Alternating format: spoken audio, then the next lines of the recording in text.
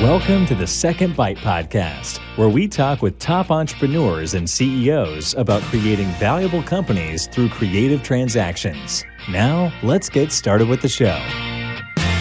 Welcome to our next episode of the Second Bite podcast. We are in the Going It Alone series. Today with me is a friend and guest, Gautam Ijoor from Alpha Omega in Washington, D.C. Gautam, it's really great to have you join us today. No, thank you, Todd. I mean, it's a privilege to be here. You and I have known each other now for a long time. We worked together. You at the time, and I'd love you to just kind of to tell the story a little bit. You at the time were an executive at a larger government contracting firm. You wanted to be out on your own. You were convinced you could grow a large business, which you have now proven. Take us through just a little bit of the intro into how Alpha Omega became what it is today. And then either first or second, tell us what Alpha Omega does and who you do it for. Sounds good, Todd. And the best, the best way I can introduce Alpha Omega is by maybe sharing a story. I came to the country about 20 and now close to 30 years ago. And on my second day in the US, Todd, I got a complete assistantship to do my master's program. From that assistantship, this country's been a gift that has never stopped giving. For someone coming fresh off the boat, so to speak, it's a momentous moment, right? Sure. It just built in me this impression that we are not a superpower because of our military strength, but because we, as in the US, give ordinary women and men like me a driven sense of purpose. So could not agree more. That's well said. It's just developed a passion in me to build a company that creates a significant value, not just provides a mere profit. I mean, that passion is what gave birth to that idea.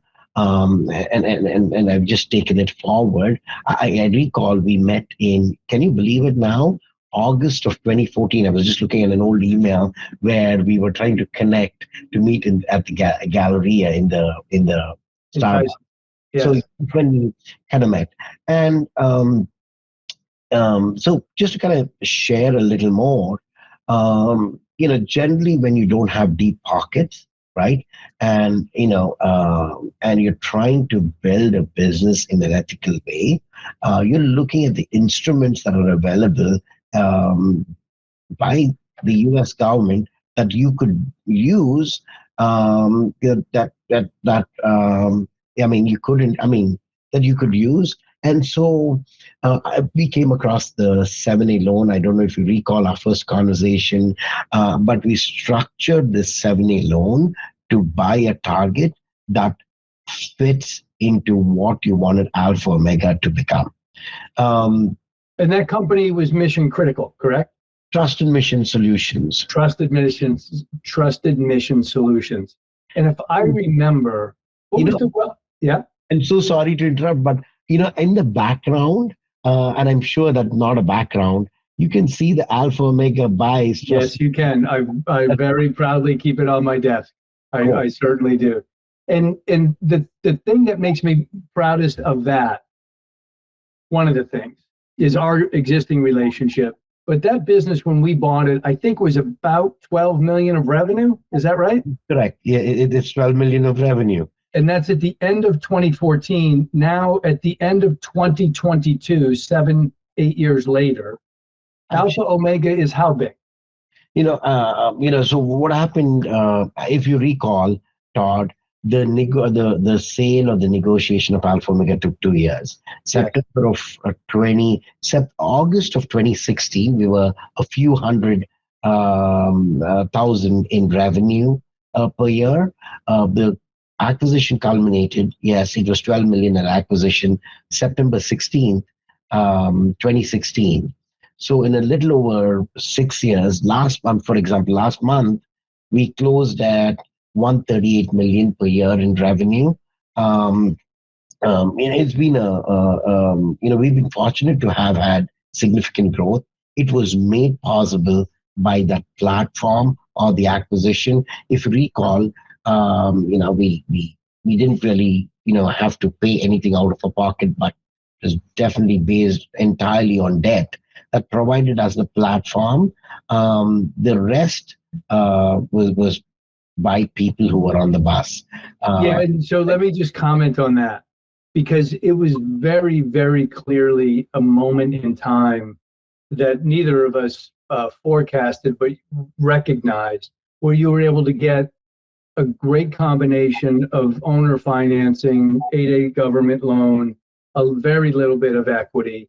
And I will say that what you accomplished then certainly couldn't be accomplished today in terms of acquiring a business.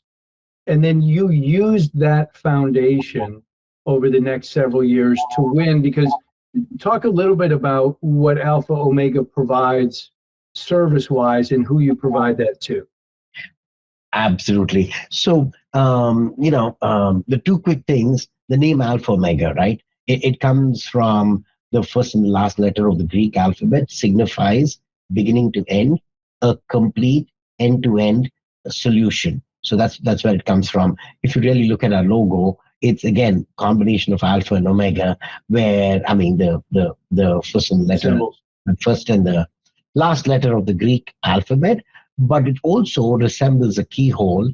And we have a tagline saying creating new possibilities to indicate that you open the door to a world of possibilities. This is the best segue to tell you a little bit of what we do.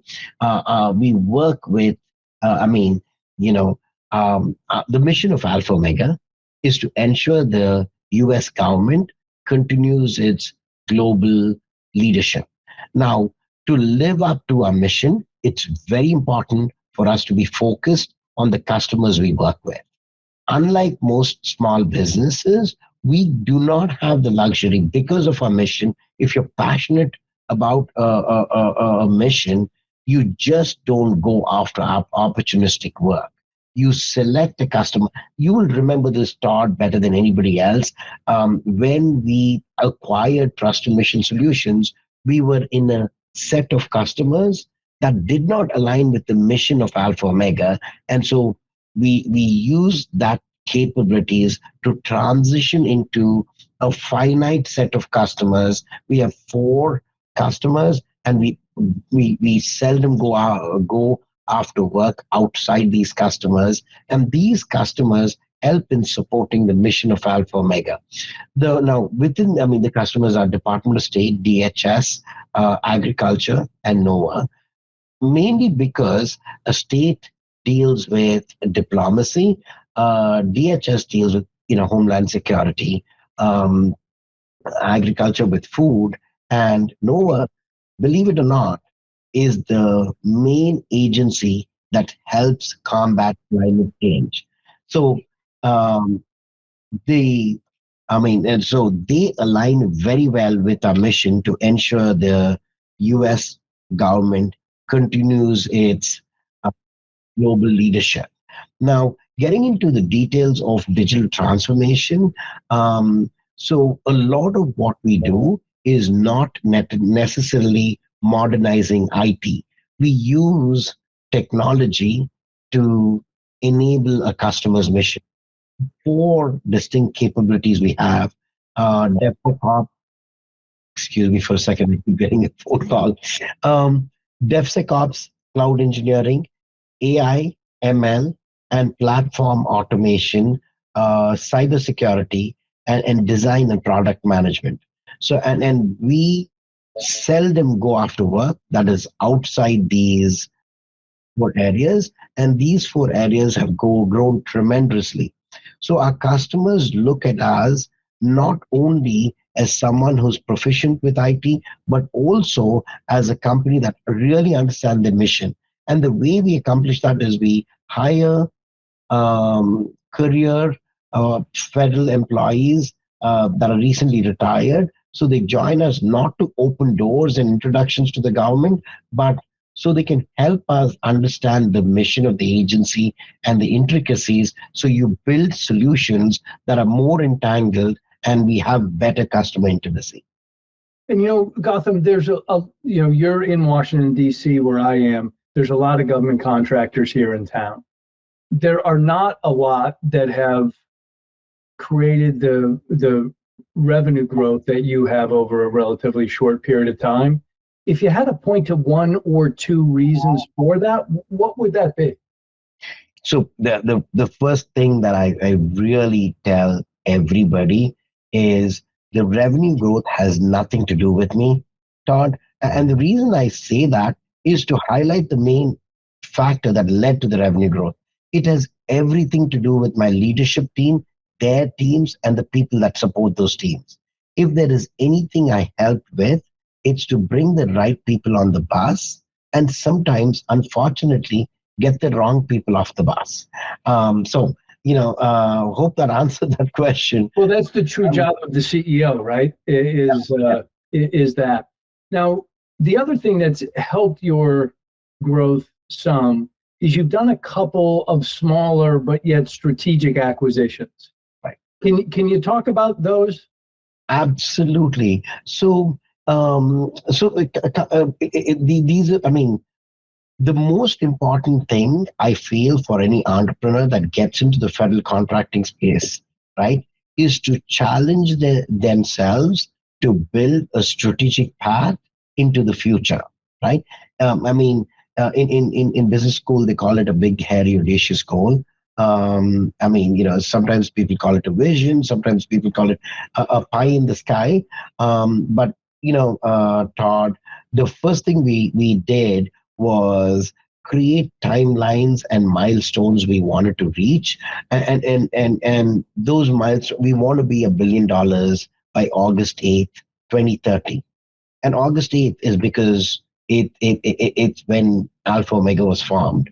We want to be 400 million in enterprise value August 8th of 2026, right? And we want to recapitalize by selling to private equity August 8th, 2026. So these are all the things that are there in our business plan along with the mission, and these form the components of our vision.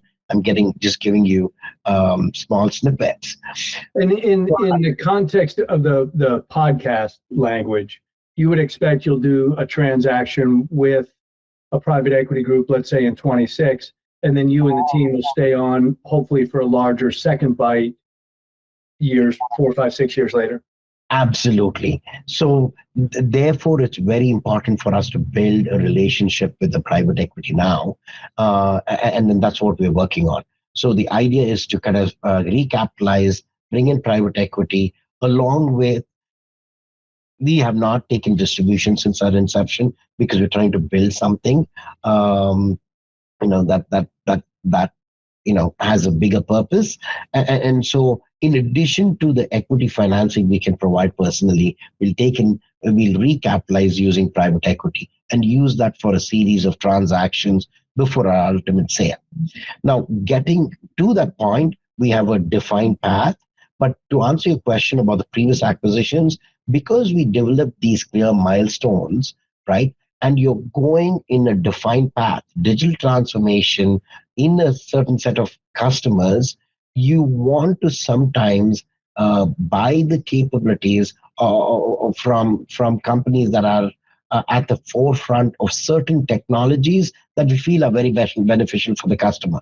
So we decided to pick up a company that was at the forefront of AI platform automation, which gave rise to this entire AI and platform automation market.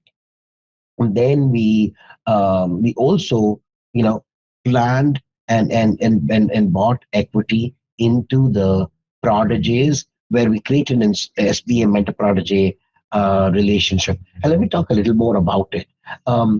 Todd, you rightfully asked the question saying you plan to use private equity and keep your team in place. You're absolutely right. Getting to the 400 million enterprise value August 8th of 2026 is difficult and it is audacious, but it is a lot more possible today, right, than when we were 0 million. Well said, yes. These were those milestones that I showed you initially. Right now, it seems a lot more achievable. That's where a strategic plan comes. The next 3 years, we will buy a company that's equal to our size. But in order for us to consume that company, we'll have to buy it into a creative structure, right? Which is a joint venture we create with a protege company. When I say protege, there is a mentor protege relationship from the SPA, and that allows you to get around affiliation and continue to grow. And so we plan to consume this new company as a joint venture, so we don't have to recertify as large and lose our small business eligibility. And so let me ask you this. Why do you think you would do that rather than partnering with private equity earlier before 400 million and partner with them to make an acquisition that way? I mean, and that thought has often crossed our mind, right? There is nothing that we cannot do. I shouldn't say but we, as in I and Alpha Omega, cannot do today. That a private equity could help us at this point, right? Now, point very well taken. I have very good relations with a large number of private equity companies, and have spent time trying to understand what they look for in a growth platform, right? If I partner with a private equity today, and equity is the most expensive, right?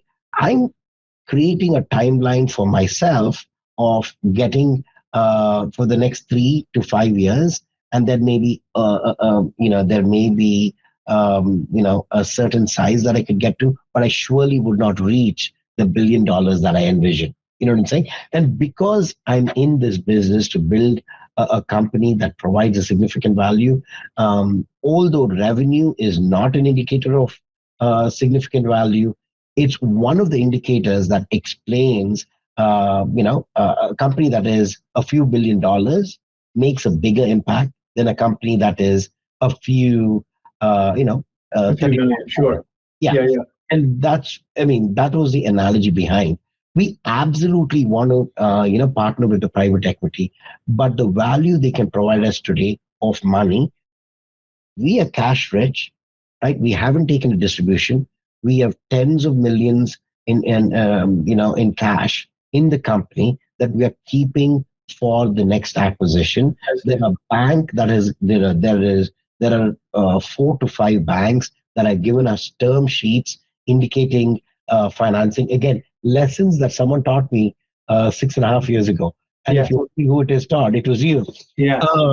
So when you then think about it's interesting and impressive to see you think this far in advance and when the pieces are. So are you pretty convinced at this point that the next transaction you will do will be a company of equal size to really bring you to that, let's call it 300 to 400 million revenue range? Or do you think there's other capability sets? You've mentioned to me in the past low code capabilities, MI and AI obviously is ML and AI is interesting. I mean, the one transaction that you and I were able to work on, which was much smaller, has been a great fit into your business, and it's kind of launched a whole new division of the company. Do you see opportunities in small pieces, or do you think the next one will be that larger one? In all reality, I see opportunities in both small as well as a large piece. And just to kind of give you a better indication of what I'm talking about, at this current time, we are kissing a lot of frogs before we meet the prince in terms of an acquisition, right? By the end of 2025 or early 2026, we want to acquire a company that's equal to our size, right? And working backwards from there to get to that point, we will consume companies that maybe are 50 to 60 million in enterprise value, but they will be consumed using are joint ventures Right. and prodigies. So they'll be absorbed into the prodigy, and we'll just pull the assets into Alpha Omega that we feel are beneficial. Then, and when we come close to 2025, so I see maybe one, two, or three such acquisitions happening in the next 2 years. By the end of 2025, we'll be ready with pulling the plug on an acquisition that's equal in size. And so when I think about those two or three that you may consider over the next couple of years, I would imagine more than just size, it'll be capability set that they bring. Correct. Is there something in particular or a couple areas in particular that are most attractive to Alpha Omega now? Yeah, the depth in, I mean, there is one area that is extremely important to us, and that is the AI, artificial intelligence area.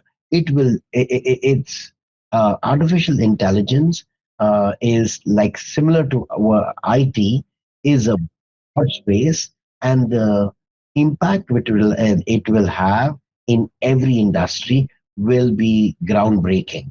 Yes. Right? Just like IT was about 40 years ago, when everything was manual and suddenly you had computers, and then there was a word called IT and everybody spoke about IT. I mean, AI is a synonym to that. Internally within the company, we've built a product that has, really expanded our submit a proposal submit volume. And I don't know whether you know this, Todd, but generally in the federal contracting space, there's an 18-month sales cycle. There is a rigorous capture, process that goes on for months before you really understand everything about a business. And then there is a proposal that people put together and they submit, that proposal. Because of the resources this entire process requires for 18 months, the submit volume is limited to the resources you have in the company. The minute and we've developed this product that can increase the submit volume by 4 or 5 times.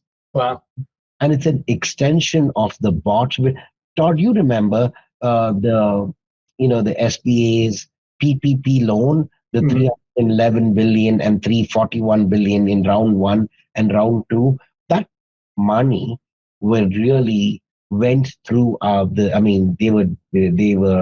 underwriting of those loans went through systems that Alpha Omega built.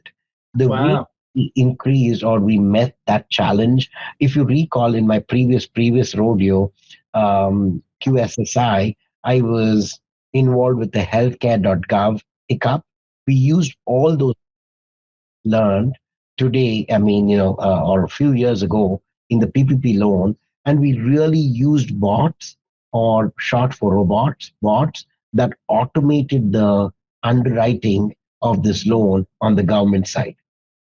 Going back to the AI for a second, there's capability sets, that could be quite broad. And then there's also technologies, right? There's UiPath, there's Workday, there's other things like that. Is there a capability set around a specific technology that you guys are most focused or would be interested in?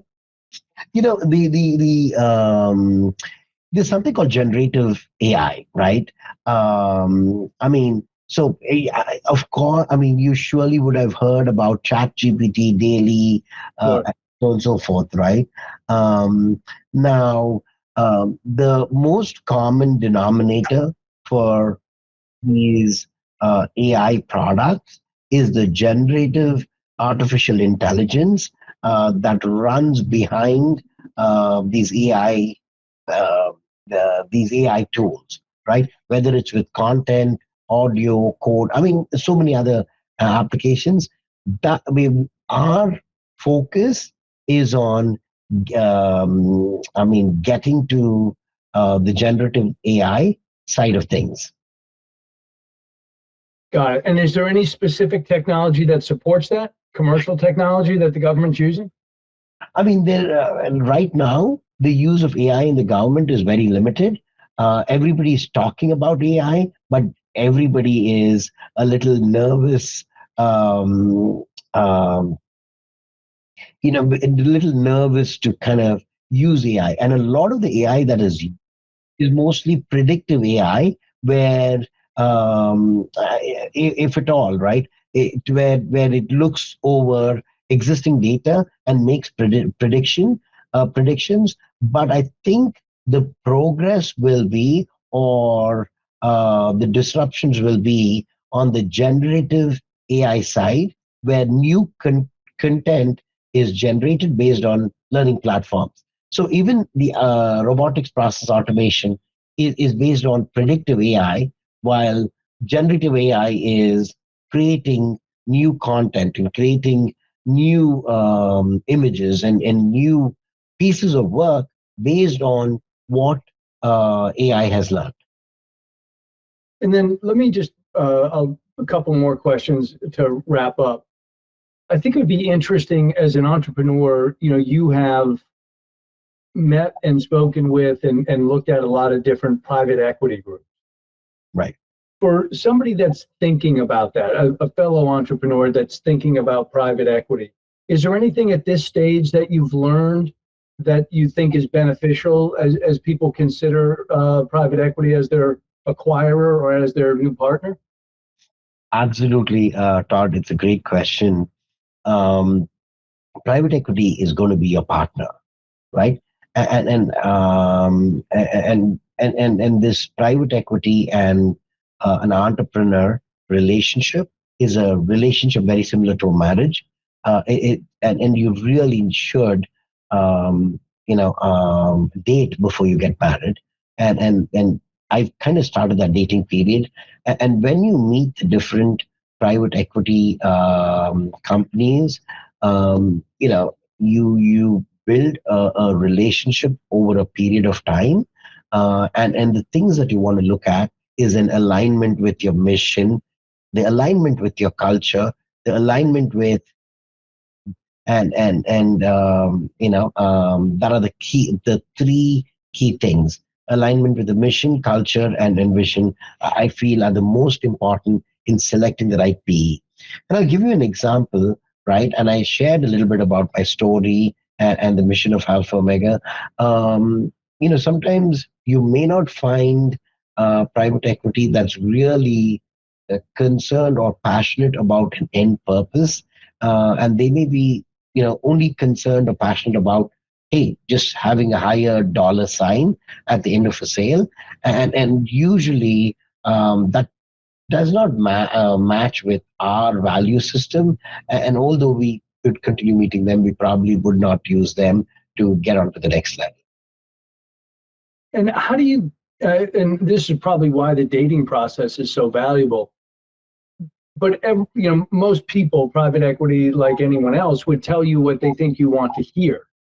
How do you kind of root out the truth of who your new partner will be?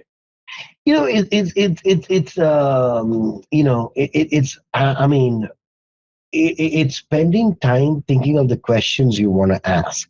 You know what I'm saying? If you know you're going to get into a marriage 3 years later, you have enough time to kind of gauge and understand more about your private equity folks. A lot of them are in your community, and I say this: we live in the DC metro. Several of the private equity firms are from here. Some are from New York, and I've kind of built a relationship over a period of time, right? And if you base your selection on through meetings, you will hear the pitch, right? Because all of us have been in sales, and so you're trying to always sell something. But when you work on building a relationship, it takes a longer period, and it's also an educational purpose. Well, I'll give you an example.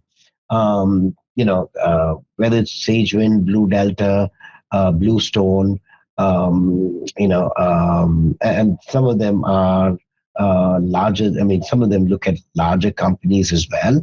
I've continued to meet them almost every 3 and 6 months, and get to better understand about our market, at least the merger and acquisition portion of a market. And it's been a huge learning experience. And as you learn about the market, you also learn about what's most important to them. So it's just like the dating game, right? Or you're trying to take someone to the prom. If you ask a date out to the prom 1, 2, or 3 days before, but not really invest in that relationship, you might land up with a bad relationship. And I think that's wise. I think we always encourage clients that private equity or going through a process like you're going through that we help clients with, you talk to a group of very smart people that have talked to a lot of others, some your competitors, some your contemporaries, and they don't care a lot about your feelings. They will not tell you things to make you feel better. They'll tell you things is the way that they see the world.